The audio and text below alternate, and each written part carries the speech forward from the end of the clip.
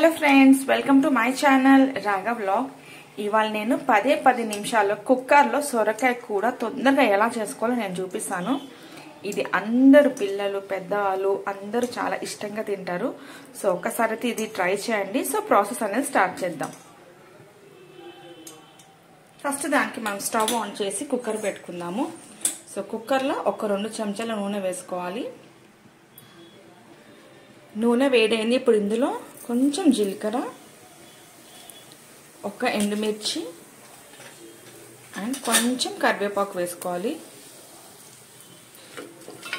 వేసుకొని కలుపుకోవాలి. ఇప్పుడు ఇందులో ఒక పెద్ద ఆనియన్ వేసుకోవాలి. ఇలా కట్ చేసుకోవాలి సన్నగా.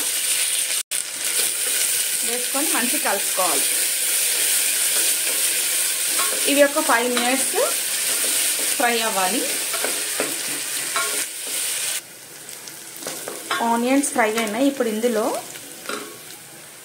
కొంచెం జింజర్ గార్లిక్ పేస్ట్ వేసుకుందాము. వేసుకొని కలుపుకోవాలి. ఇప్పుడు ఇందులో సొరకాయ ముక్కలు వేసుకోవాలి. సో ఇది ఒకటి మీడియం సైజ్ సొరకాయ నేను ఇలా ముక్కలుగా చిన్న ముక్కలుగా కట్ చేశాను. సో ఇవి కూడా దీంట్లో వేసేసుకోవాలి. ముక్కలు వేసుకున్న తర్వాత ఇందులో కొంచెం కొత్తిమీర, సరిపడంత సాల్ట్, కొంచెం పసుపు, సరిపడంత కారం వేసుకోవాలి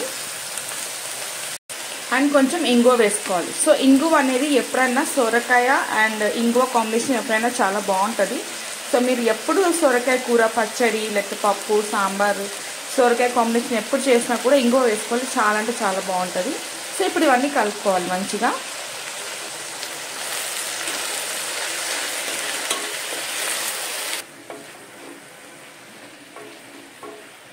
కలుపుకున్న తర్వాత జస్ట్ ఒక 2 నిమిషాలు ఇలా మూత పెట్టేసేయాలి. స్టవ్ అనేది మీడియంలో పెట్టుకోవాలి కొంచెం సేపు.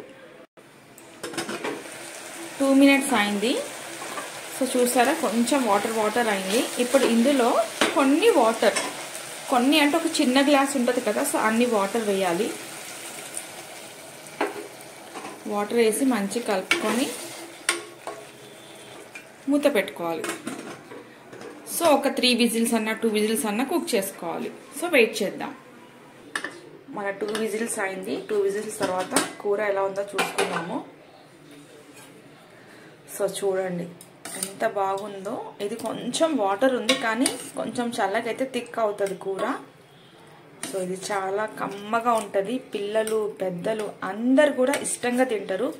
సొరకాయ నచ్చని వాళ్ళు ఎంత ఇష్టంగా తింటారంటే మీరు ఒకసారి ట్రై చేసి చూడండి.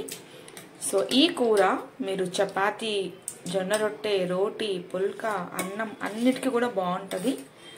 సో ఈ కూర ట్రై చేయండి డెఫినెట్గా. సో ట్రై చేసి ఎలా ఉందో నాకైతే కామెంట్ చేయండి.